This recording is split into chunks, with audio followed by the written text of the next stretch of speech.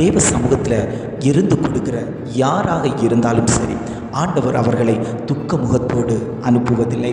அவர்களை சந்தோஷத்தோடு சமாதானத்தோடு தான் அவர்களை அனுப்புவார். அன்னாளை பாருங்கள். அன்னாள் தான் பிள்ளை பெறாத மலடியாய் இருந்தபோது அவளை சக்களத்தி பெனினாள் மலடி என்று வார்த்தையால் காயப்படுத்தி கொண்டிருந்தாள். அன்னாளுடைய இருதயம் வியாகுலப்பட்டது, துக்கப்பட்டது. எனக்கு ஒரு குழந்தை இல்லையே என்று அவள் இருதயம் துக்க முகத்தோடே இருந்தது. அவள் தேவ சமூகத்தில் போய் தன்னுடைய துக்கத்தை, பாரத்தை, கஷ்டத்தை எல்லாவற்றையும் தேவ சமூகத்தில் இறக்கி வைத்தாள்.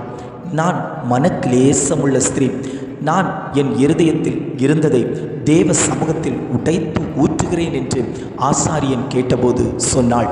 எப்பொழுது அவள் தேவ சமூகத்தில் தன்னை உடைத்து ஊற்ற ஆரம்பித்தாளோ அவளுடைய துக்கம் சமாதானமாய் மாறினது. ஆசாரியன் சொன்னார், நீ சமாதானத்தோடே போ என்று அவன் வாக்கு கொடுத்தான்.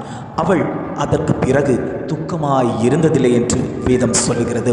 தேவ பிள்ளைகளே, நீங்கள் மனிதரிடத்தில் போய் உங்கள் துக்கங்களை சொல்லக்கூடாது. உங்கள் சொந்த பந்தங்களிடத்தில் போய் துக்கங்கள் சொல்லக்கூடாது. உங்களுடைய மனபாரத்தை சொல்லாதீர்கள். அவர்கள் மீண்டும் மீண்டும் உங்களைத்தான் காயப்படுத்தி கொண்டிருப்பார்களே தவிர உங்கள் இருதயத்துக்கு ஆறுதலோ தேறுதலோ அவர்களால் தர முடியாது.